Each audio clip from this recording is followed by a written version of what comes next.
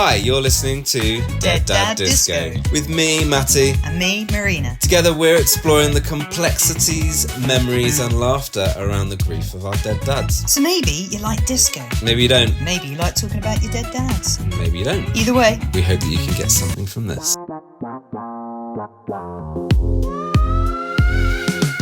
Good evening or good morning. Wrong at the first start. It's been too long, hasn't it? It has been too long, but do you know what? I'm going to carry on. Good evening. It's not good evening at all. It's 21 minutes past 12. Well, for us, it's good afternoon. But you could be anywhere in the world, like our lovely Rachel in New Jersey, who could be listening, and this could be good morning. It could be. It could be.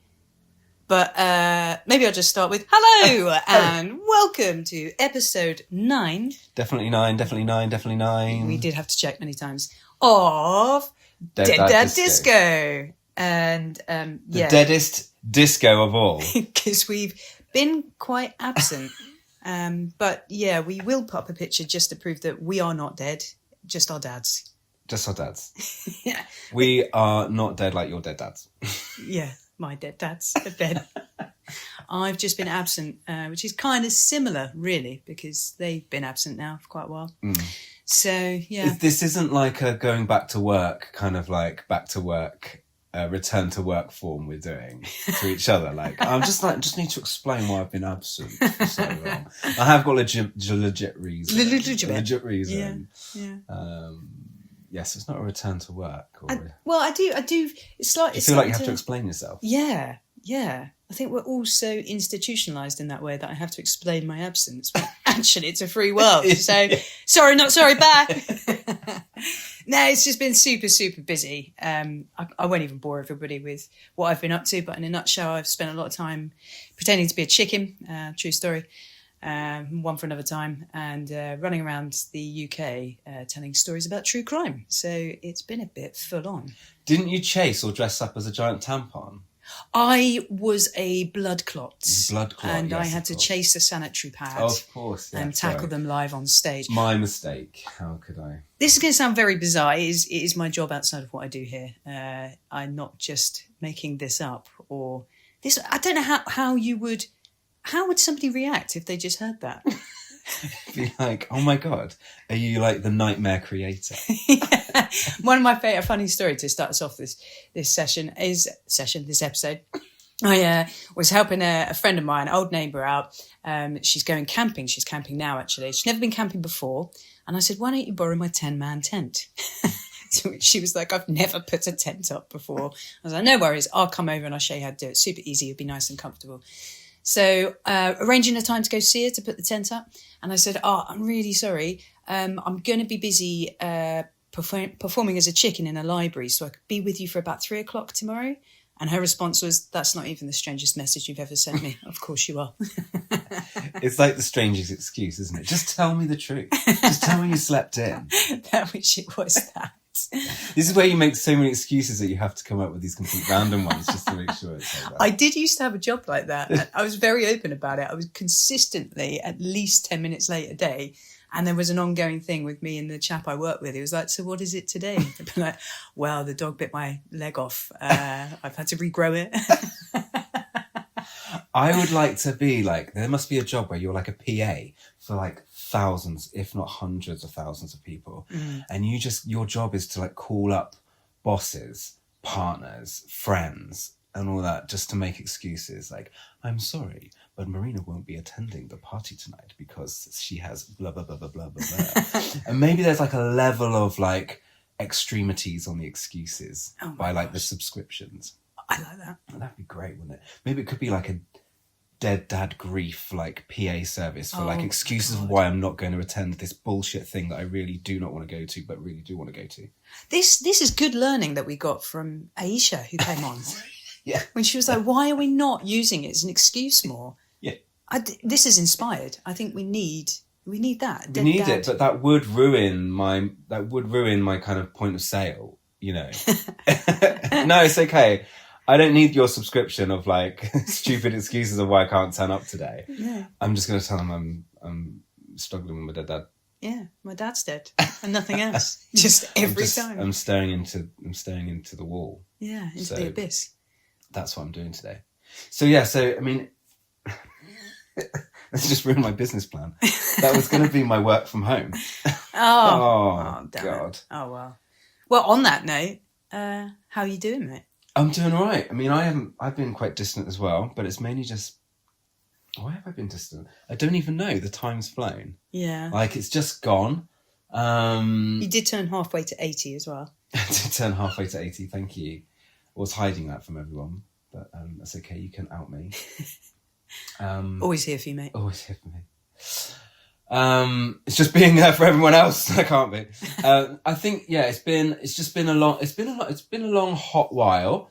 And I think I think I've just been like cancelling a lot and just being very by myself and ignoring things.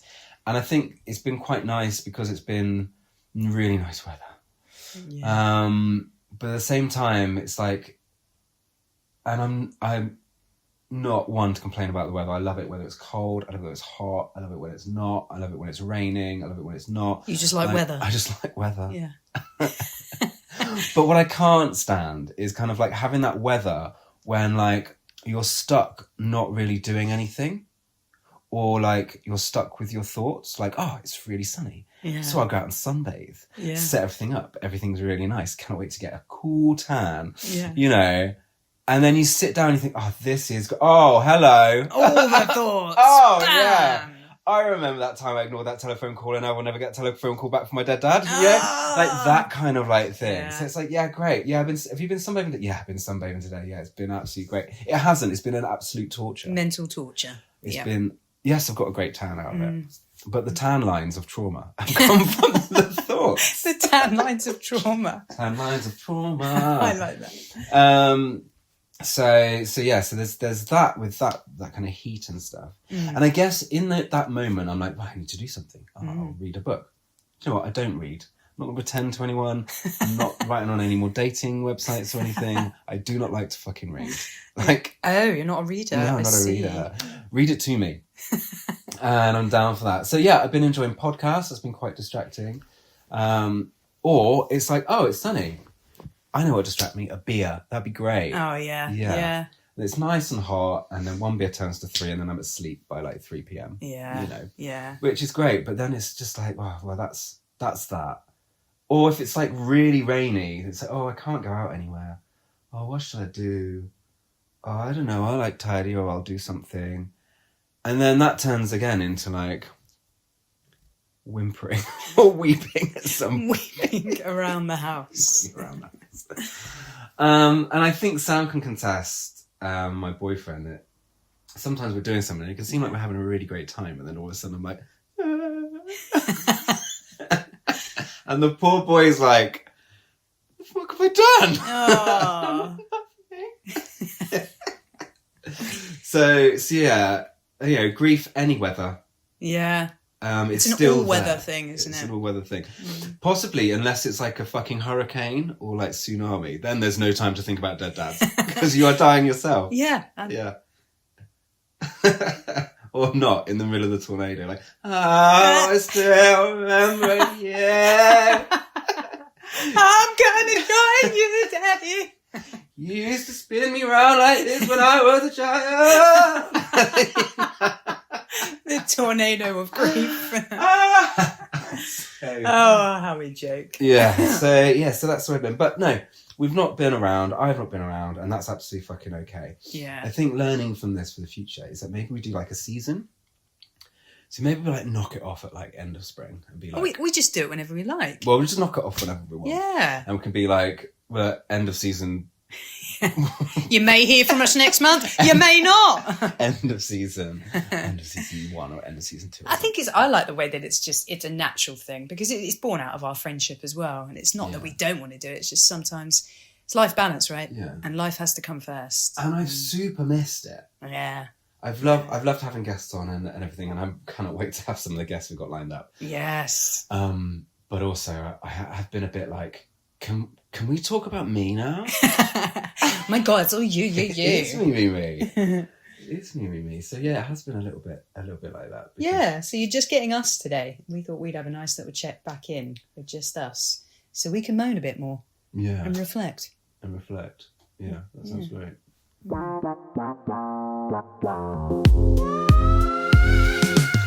Well, so that's the kind of like, we've done our kind of return to work chat.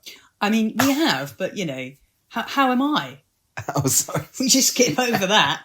I don't care. That's the honesty. How are you?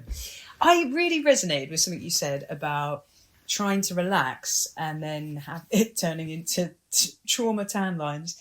I actually got the chance to go away. I went away for a week's holiday to Turkey. Because it was my long-suffering partner, Seb's 40th birthday. So it was our present to each other, was to leave the children and go away. Just us. Can you just confirm, where did you leave them? Oh, you know. Outside co-op? Yeah. I think it's a life skill. They survived. No, they were looked after by social services. AKA family members. It was wonderful to get away, and that's our first holiday we've had away alone on our own. But I got there, and instantly, the moment I tried to lay on a sunbed, was like, oh, here's all my intrusive thoughts that now have the possibility to come through because I'm not keeping myself distracted with work and a million tasks. I mean, fortunately, in some ways, I had a big show to learn, which is the one I dress up as a blood clot for. Okay. The Dame show. It's about women's hormonal health. So I had this big script to learn, and I have to say it was my saving grace, because poor suffering Seb, he knows I get fidgety, and I'm just sitting there with my own thoughts and then start saying to him, God, you know, we could never get married. Why? Well, because both my dads are dead. And that would just be too sad. And he just has to tolerate that. So he's brilliant at it, and he would do it all day long. But luckily I had a script to distract me, to be like, right, come on. I really struggle to relax. That's what I've realised, is that, that is my coping mechanism, is squashing it down and ignoring it. Yeah. I mean, it got so unbearable at one point. There was a wonderful, lovely hotel guest there who was Russian and didn't speak any English. He had to entertain me in the pool and play catch with me so that Seb could have a break. Because I was like, I need to do something. I need to play catch in the pool. I was essentially a big kid on holiday. Yeah. Can you imagine if he was part of your all-inclusive? I might request that from now on. Yeah. I think Seb would, actually. I need someone to entertain Marina. All-inclusive, food, drinks and entertainment for adults. For annoying partners. Yeah, I think Seb would sign up for that, absolutely. But it's an interesting one, isn't it? That it becomes difficult to switch off. And is that healthy? Is it not? I don't know. There's a balance somewhere in there of sitting with your thoughts. But like, you're on holiday. The last thing I want to do is be like, but it's, you know, and maybe it's a little bit of that. And then. And because you spent all that money on trying to do that. And then if you can't do that, then you're like, fuck's sake. What was the point? I could have been at home miserable. Yeah, I could have just done this at home. Exactly. So, yeah, that's where I've been at. Is it's still, you know, decades on. Big things for me. I find it hard to get excited about doing anything like that, which is always going to be there. Yeah. So, but it's nice still to go on the holiday. I mean, did you Did you just stay in the hotel? No, there's no way. I am like a pinball machine, and luckily Seb's quite similar. So we did go out, but it was so hot, unbelievably hot. We tried to go out for a nice hike. But I think we gave ourselves sunstroke, even with keeping in the shade and stuff. But I was very brave. I got on the Dolmus, which is the Turkish bus, which none of the English get on. And we got on and everybody went, what the hell are they doing on here? But I enjoyed it. I like going exploring, and I can't just lay by a pool for 7 days. It drives me nuts.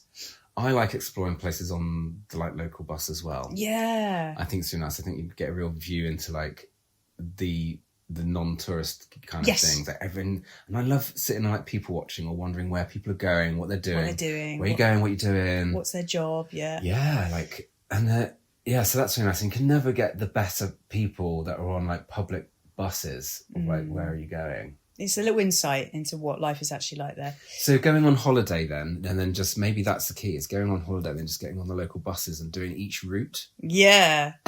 And why not? I'm going on a bus holiday. I got the 38B for 3 hours. And would you like to hear a funny story slightly related to dads? Absolutely. Yeah. So interestingly, half my side of my family is Irish, my mum's side. The other half, my real dad, is Jewish. Dad. My real dad is a German Jew. And then my not bio dad. Bio So dad. not bio Bob, but Klingon John. Klingon John. I don't even know his ancestry, actually. But he was always around my Irish family. So in my mind, he was my non-Irish dad. So I spent a lot of time as a kid growing up in Irish bars. It's a big part of, and I do it in my adult life. I love an Irish bar. Wherever you go in the world, you will find an Irish bar. Yeah. They're always lively. They're always full of life. And I blame them a lot for my alcoholism and I'm always drawn to that atmosphere because within 5 minutes you're friends with somebody and doing the Irish jig. So a funny story for you, the hotel where we were, there was an Irish bar directly opposite the hotel. Yeah. And it's partly why we booked it. So that will be fun. Want to do one night there, that'd be great. 3 days in, we're like, it's time. Let's go to the Irish bar. We go in and it's been bustling with noise. It's open till late, so it looks like a proper Irish bar. When we go in, we get seated, which we think, that's a bit weird. Table service seating us. What's that about? Everyone's sat down and there's lots of people dancing. It's an L-shaped bar and they sit Seb in a position where he can't see round the corner of the bar where the dance floor is. And as soon as we get seated, I'm up out my seat. And Irish jigging. I do Irish dance, as Matty knows. Oh, you've seen me do it many times. I haven't, because you realise you could do it. No, I don't mean that in a bad way, but I didn't realise it was actually your thing. I do love it. I absolutely love it. So, especially if I've had a few beers. So I'm like, yeah, I'm at the Irish bar. Get the Irish jig out. Diddly-dee, diddly-dee, diddly-dee. And I'm pulling people over, being like, come on, dance, dance. And they're like, no. And I'm like, what do you mean no? We're at an Irish bar. Diddly-dee, diddly-dee. This carries on, and I'll just keep it short for the sake of this. One of the waiters went up. Well, I realised they were a waiter later. One of the staff went up to Seb and went, please, your wife, please, you have to make her stop. And he was like, what? And he looked around the corner, saw what was going on, and clicked before I did that it was actually a fake Irish bar. And the staff were putting on a performance. And I had bust into the middle of that performance. People were looking bewildered. He had to come and get me, and I was like, oh my God, I didn't realise it was a show. So you're probably this extra on like a Turkish soap opera. Oh my God. I was so embarrassed. Left immediately. And then the next morning stepped out of the hotel, and all the staff that had been there the night before, they were very gracious, but they saw me step out the hotel and went, good morning, how is the head? I was like, oh my God. It honestly wasn't because I was drunk. It's because I had no idea it was a show. And then watching it the next night, it was like, it is obviously a choreographed show. Oh God. Oh God. So that's my funny for you.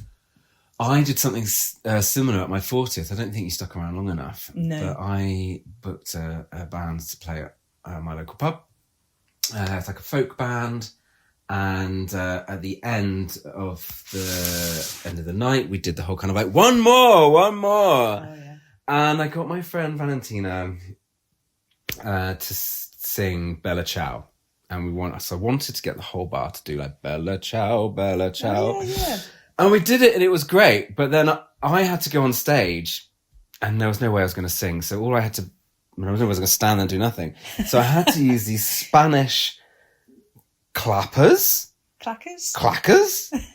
Clackers? Not maracas. What are the things? You put them in your hand, and you do that with your... I know what you mean, but I have no idea. Can't think. I bet people are screaming at this now. I bet people are screaming at it. Well, you can scream all you like, I can't hear you. Just like my dad can't hear me. But so I'm on stage and doing that, and then I'm realising that either my fingers are too achy or I'm too pissed. And so I can't do it, so I'm just flapping them. Just clacking them. And I'm just there like, I think I'm in beat. So, yeah, and then someone sent me the video with like a laughing emoji. Oh, no. And then I just had to send a cringe emoji back. Yeah, so quite... it's not similar to yours. Yours seems more extreme. But it's because I am. I know, and I haven't actually been into the local since. So no. Please tell me that you got sent that video the morning after on a hangover. Yeah, I did, and I'll That's send it. I don't know why I didn't send it to you immediately. Yeah, it's probably because you wanted to die. Well, I look forward to watching that. Maybe we'll put it up on the Dead Dad story. No, maybe not. it's that cringe thing. And I don't know if you get this. And I guess, let me know if you guys get it. But it's like that cringe thing where you like go through your day, and it probably happens to me at least 7,000 times, that there's like a cringe moment, or I remember something, the way I've said something, or what I've said something to someone, or how I've done something, and it could be quite recent, or it could be 30 years ago. I can say 30 years ago now because I'm 40. And so, and it will just build up inside me, and it kind of comes out almost like a cringe burp, but like a just, or like, I do relate. I'm like walking around the street or going through town or with friends or with patients at work. I have to internalize it. Oh. And so it kind of stays in me, like you're trying to hold in a sneeze. You're like,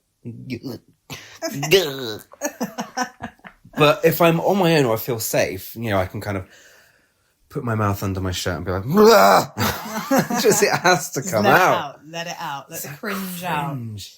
Yeah. And it seems to happen more often. And maybe this is how I'm going to end up in like psychiatric hospital. If you keep walking around going, then potentially yes, mate.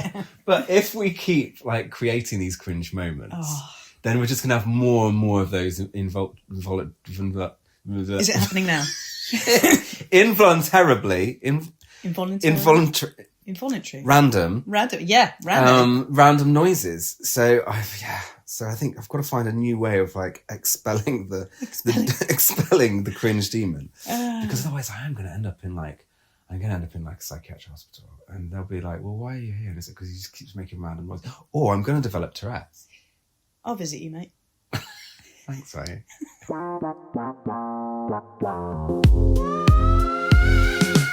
So you got a fun thing you want to discuss, and I love that this actually feels like we've planned it and it will seamlessly fit, but in reality we're just chilling on the sofa. Yeah, and we never script it anyway, do we? But I did want to talk about Dead Dads in the Sun, and then it made me think about, could it be like a daytime TV show, like Dead Dads in the Sun? Like El Dorado, but Dead Dads in the Sun. It's like you got a holiday in the sun, and it would definitely be fucking Kirsty fucking Allsop. Oh, of course it is. Yeah. Kirsty Allsop will be there. Maybe that other Kevin guy, we don't really know his last name. No. And maybe that guy from Homes Under the Hammer would also present it as well. And they'd all be there together talking about not dead dads. It's not all about dead dads. Dads in the Sun. Dads in the Sun. That's it, Dads in the Sun. Yeah. Today we're talking to Graham. Graham's been in the sun for about 3 hours now, sunstroke, but will not go inside because he hates his family. Here's Graham. Yes. And Graham's like, yeah. There's nothing wrong with me. I haven't got sunstroke. So it could be a spin.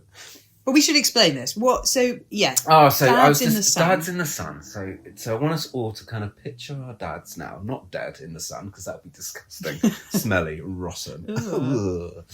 But like, how do I remember my dad? Well, how do you remember your dads in the sun? I can jump straight in here. Go for it. So, Klingon John. Oh God, in the sun. Klingon John in the Sun. Summertime. I think that's when I remember him the most. So he was a taxi driver and owned his own taxi company up in London called Cozy Cabs. I bet it was in the summer. He sold it, and after he sold it, it became hugely successful, and he kind of regret that for the rest of his life. But anyway, fun story. So he was a taxi driver most of his life, and he had loads of friends all over the UK, which is probably where I get my liking to tour and be on the road. But John in the Sun was always one arm out of the car door window. He always had a driver tan on one arm, and always a little t-shirt tan lines, but always just one right side of his body would be a different shade to the left-hand side. I love that. And I never saw him at a beach. I never saw him, but always loved to drive windows down and one arm out the car door. Yeah, that's quite similar, isn't it? My dad used to drive a lot, and he'd have his arm out the window. Yeah. Just that relaxed position. And just that, no, I all disregard for that one arm. That one arm. I do think about it a lot, over the years when I used to tour the country, and I'd get my little driver tan on, and I'd be like, Dad'd be proud. Dad'd be proud. Whilst I look like my body doesn't match. Whereas Bio Bob, real dad, I don't ever think he saw sunlight. Oh, right. I don't know if I've ever shown you a picture of my dad, but like, you know, when you move into a rented property and you've got that sort of off-white magnolia. Yeah. He was lighter than that. He was whiter than white. He was Dadnolia. Yes, Dadnolia. If he was a paint. Get me onto Durax now. Not Durax. Not Durax. Oh my God. What is it? Coloured condoms. Dulax. Dulax. Very different things, mate. Very different things. Where'd you get your paint from, Durex? I'm so happy that happened. Oh God. Anyway. But yeah, he was so pale, and I guess like in his later years before he moved out to Thailand. I mean, he did get a tan when he moved to Thailand, and I got to see that over what was it before Zoom? You could use a dial-up to call somebody. Skype, that was it. I had a Skype call with him, and it was bizarre. And I got some photos of him living in Thailand, seeing him with the tan. He looks like a completely different person.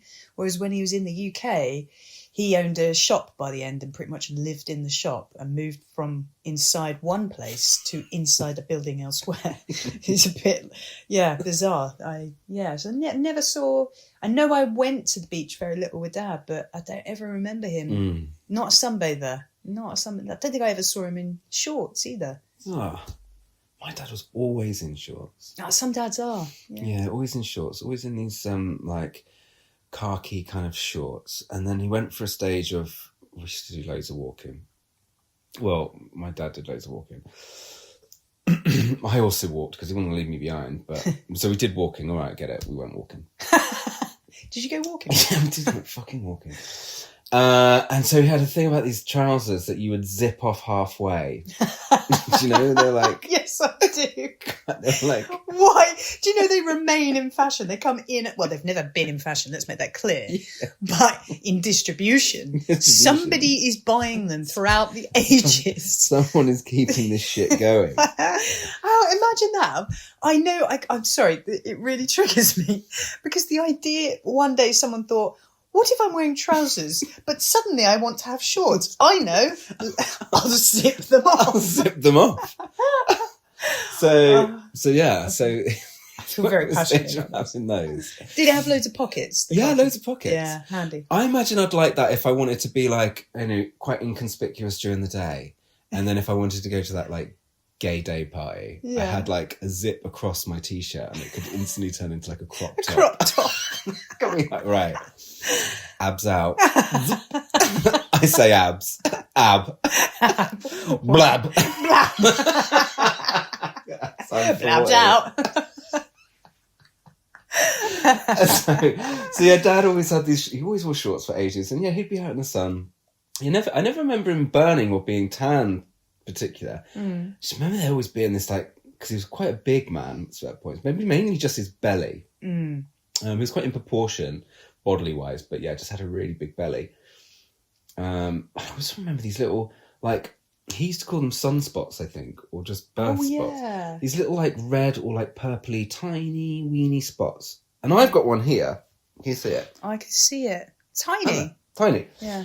And then I remember him having those, and I'm thinking, oh, God, I hope I never fucking get there. Hello. Yeah. So it looks like that's what he left me, is these little... And then Sam came over last night, and I was like, oh, you've got one, what I've got.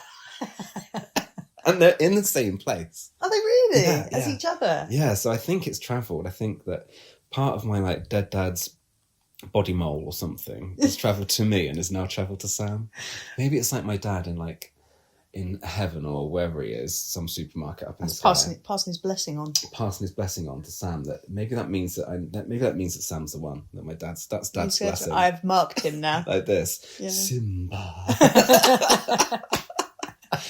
Yeah, I just want to backtrack because you said something that really tickled me about, you know, when you're a kid and you look at something your parents got and you're like, oh, I hope I don't get that. I really resonate with this. I remember my dad had like blemishes on his hands, like brownie blemishes. Yeah. And I remember asking him once, like, what are those? And he was like, age spots. I don't know if that's what they're actually called, but I remember seeing that and being like, yeah. Probably out loud as well. And now when they start coming, you're like, oh, I'm getting the age spot. I'm getting the age spots. Oh, it's fun, isn't it? No. Yeah, it is fun. It is fun. It's quite fun talking about it like this, in this way, because I think now I get to like let it out rather than like being in those moments of thinking about these things, and then if I'm on my own or with someone who I don't really want to either overburden, overshare, you know, take the piss out of that like friendship by being like, I don't want to look at yeah, I always feel like I feel like a bit deflated now. Not deflated in a bad way, being like, you've fucking hell. Yeah. I've really wanted to talk about that spot that's on the side of my body that Sam now has. And whereas last night I was like, oh, it's cute. What I really wanted to do was be like, and then maybe have a little bit of a cry. Yeah. And all over like my dead dad's body in the sun. Why? This is what I mean. When Sam's like, "Oh, are you okay? Why are you crying?" I'm like, "I'm just thinking about my dad's body in the sun and the little purple spot on his side that's now travelled to me." Oh fuck! Oh, do you know what I mean? That's one way to get someone to leave you. Yeah. But a beautiful thing to have this podcast for, right? And I would love to hear what other people's experience or memories are of their dads in the sun. Yeah. So drop us a comment.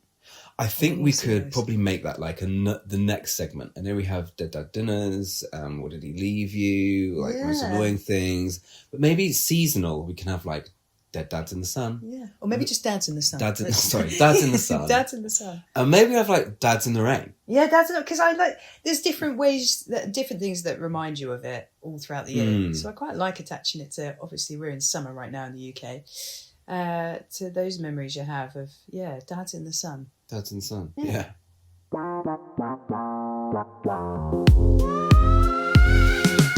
I'm really enjoying this episode. Yeah. It's nice to be back. It does feel really nice to be back. Yeah. It feels very cathartic. I think there's so much I wanted to talk about, but I think I need to split it up throughout the year. Okay. Yeah.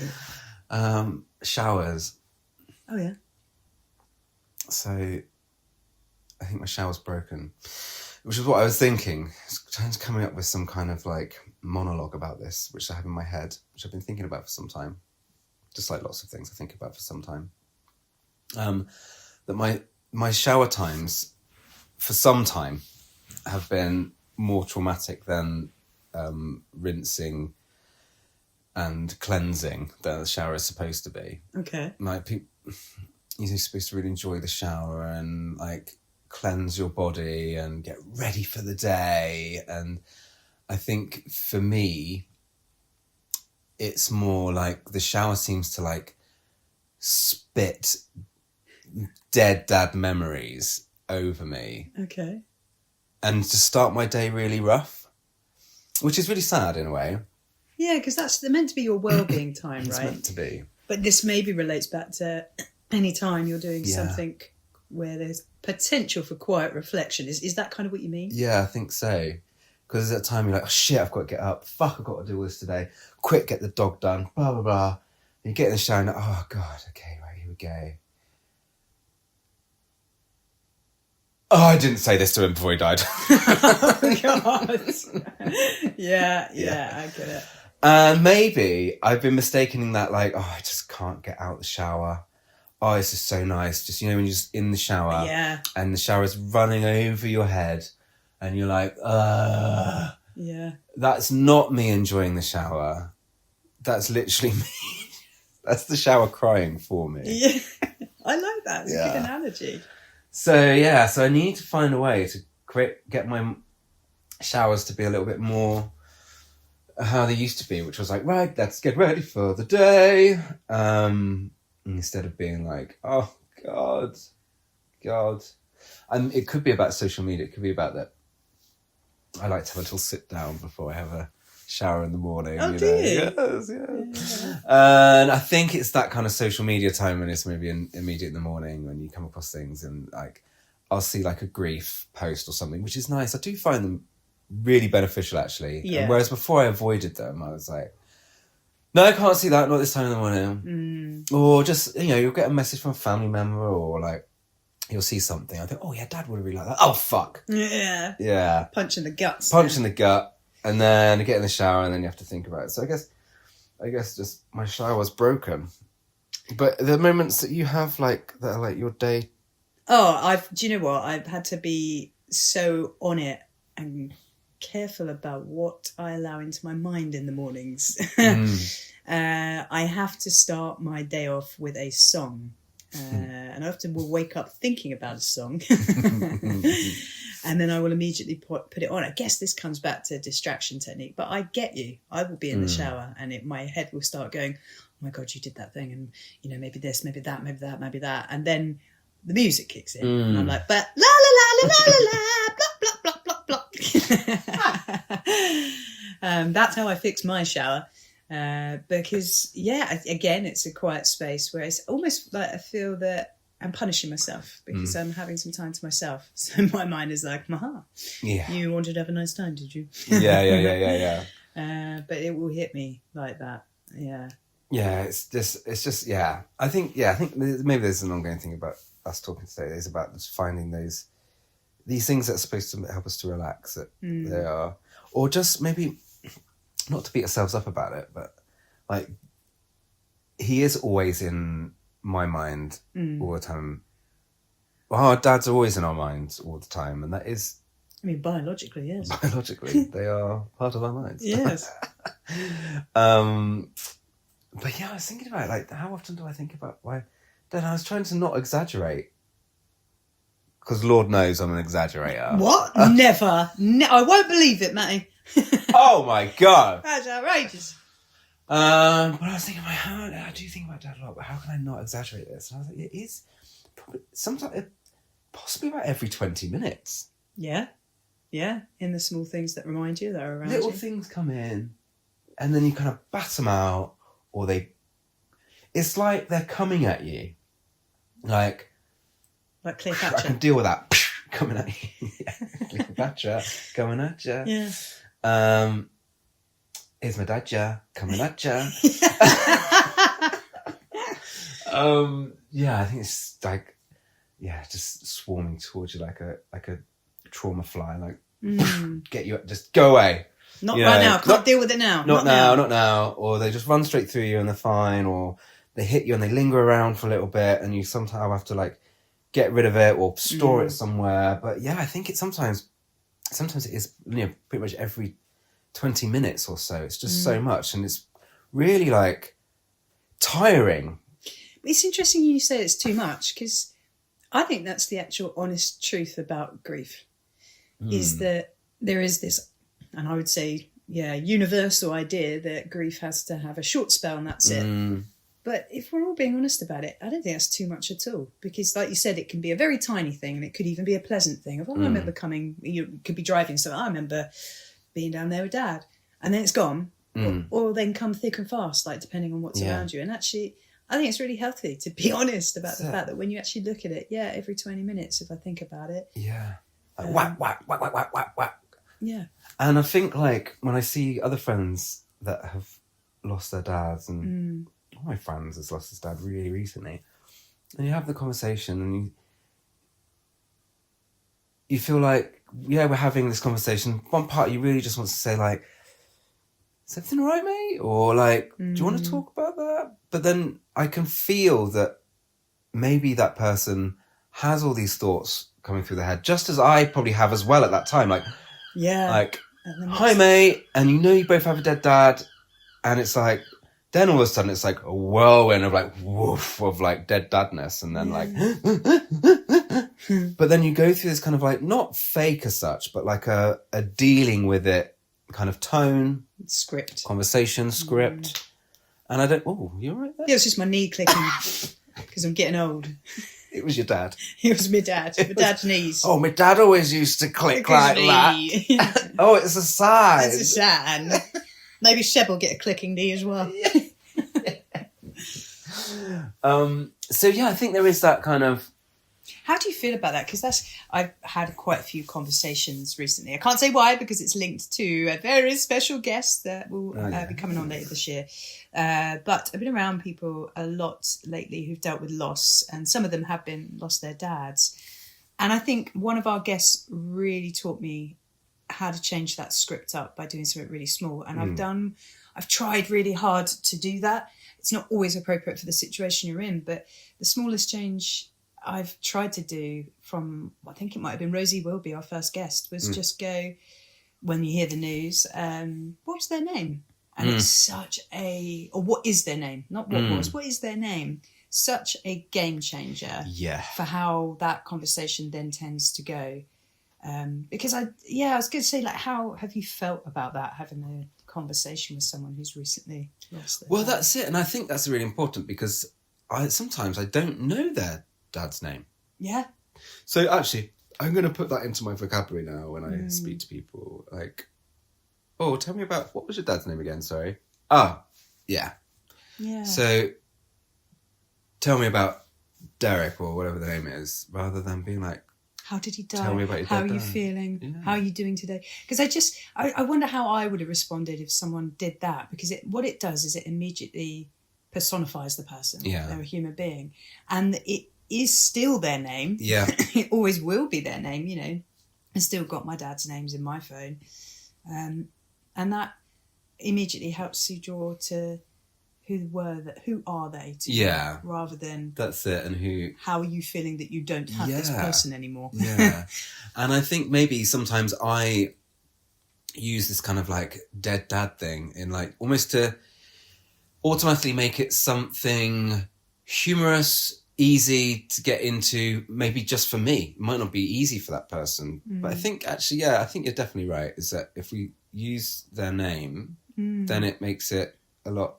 Because I can understand for some people it might run away from me when I start using the term dead dad. It's like, yeah. Anyway, gotta get a bus. Yeah. You know. So, and that's just my boyfriend sitting next to me. No, but I think using their name from it's now so on. powerful about it. I have done it a fair few times now. And I even did it to a stranger at one of my sort of day jobs that pays the bills. And it's incredibly powerful how I've seen it change that person from feeling very weighted that they've got to tell me this news to going a big smile and, actually, you know, the name was Lenny and blah, blah, blah, blah, blah. And immediately a memory will follow it that's not prompted. And then it's a different conversation. And I think it's taught me a lot about how to truthfully, honestly show empathy. Yeah. Not sympathy. Yes. There's such a big difference, and I think that's what I always struggled with is the scripted sympathy. That it's nobody's fault, but we've all sort of been taught to go, I'm really sorry to hear that. No, I'm not. I didn't kill your dad. You know, that's the difference, isn't it? Sympathy, whereas empathy is just asking something about someone that you love so greatly. Yeah. Showing an interest. Yeah. Because I'm good. Yeah. I can't take the credit for that. You're such a therapist. That's what this podcast has done for me. It genuinely has. I think it's done it for me. And I think I was a bit worried because I was like, right, well, I don't have a PhD in like, we're definitely mirroring each other right now. Oh, we are, aren't we? we're listeners, we're sitting on the sofa and I have quite an odd arm angle going on and Matty has just moved into it. I've just mirrored it. Yeah, I've just mirrored it. You know, we don't have a PhD in like grief or anything. And I think that made me worry a little bit. That was like, well, what, do we even know what I'm fucking talking about?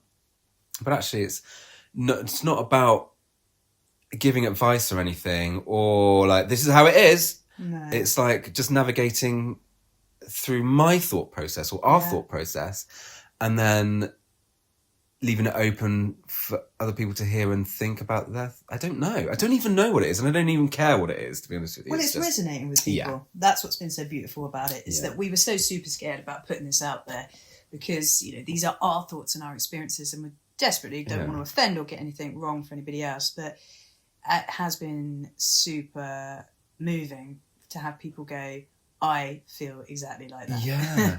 Yeah, it's been really nice and really kind of encouraging to hear people say, I think I was coming out of work and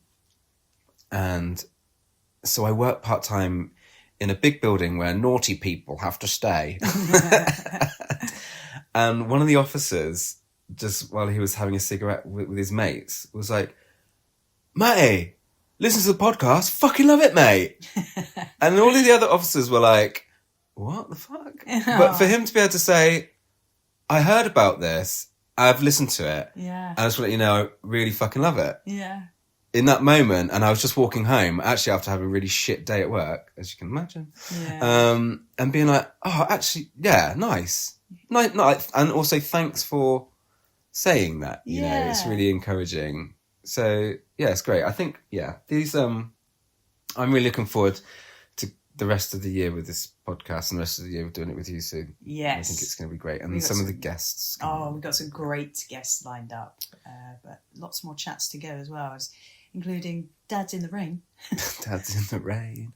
And other things. And I think, maybe we should do something about Say His Name. Say His Name. Say His Name. What's that Florence song? I was thinking the Beyonce song. Oh. Say my name, say my name.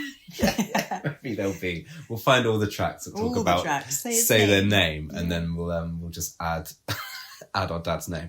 I mean, maybe we'll start that on like an Insta story or something. We'll start it off, and then if other people want to send in like a track that has like say their name or whatever name, no, and then their dad's name, and then we'll repost it, and then we'll end up with like a highlight. We could do that highlight thing where you save it, and then we'll just have loads of like our dad's names. Yeah.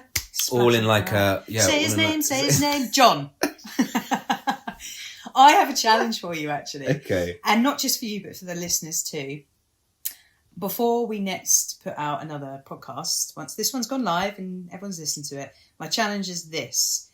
For the next time you find yourself in a situation speaking to someone who is telling you about a loss of a loved one, could be a dad, mum, whatever, ask their name.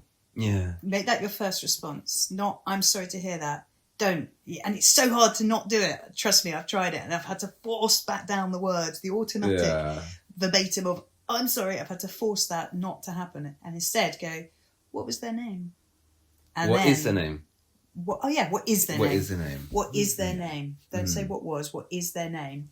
And then I want you to come back to this podcast. So you've got to do this as well, Matty, and share with me how that experience went. And any listeners as well, if you go ahead and do that, please do pop a comment on our social media, or if you want to private message it to us, you can. Because I'd love to hear if that has benefit. Yeah, I wonder if it is like a really good thing, or that person might be like, "Well, it doesn't fucking matter because they're dead." Wait, it could go the other way. That's true. It could go the other way. So I look forward to the complaints we'll receive. But I think I've experienced it. I would never recommend something I haven't done. And it's been really, really beautiful to see it's such a small thing and what a big difference it makes. Let's do that. Thank you, Marina. Thank you, Matthew. Fuck's sake. Good evening. Thank you. I've had a really good afternoon. Do you feel cleansed? Yeah, I do. I feel really cleansed. I do. I genuinely feel really cleansed after this. I feel like, you know, when you've had a massage or something. Yeah. I genuinely feel like, I definitely feel like I need to have 2 pints of water and maybe a little nap. Oh, yeah. Yeah. Sleep it off. And don't wake up and look at your phone. Pick a song. Say my name, say my name. So, yeah, I think, But thank you. And I look forward to the next one. Me too. I am now going to go off and think a lot more about my dads in the sun and how I could merge that into El Dorado. Dads in the sun. I've been Marina. I've been Matty. And this has been Dead Dad Disco. Lots of love, listeners. See you next time. Bye. Thanks for listening to us, turning grief into giggles and loss into laughter. We're sharing these tales to help others feel less alone. We're just getting started, but we would love to bring guests in for future episodes. Got a story? Want to disco with us? Get in touch with us, links in the bio. Let's make grief a little less grim.